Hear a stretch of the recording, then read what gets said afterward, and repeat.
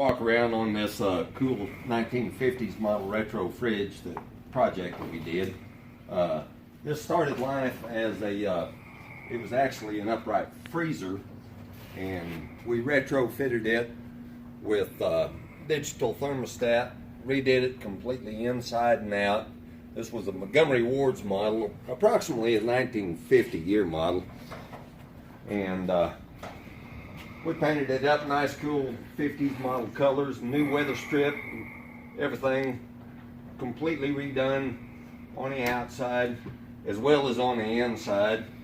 On the inside, and we fitted it with new trim weather strip, retrofitted it with a digital thermostat that's programmable, and you can set it to whatever temperature we need.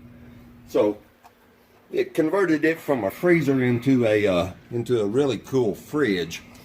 Got a jam switch on it, turns the light on and off when you shut the door, and be a really cool addition to any man cave or fit into your retro kitchen that way. Just pretty cool setup.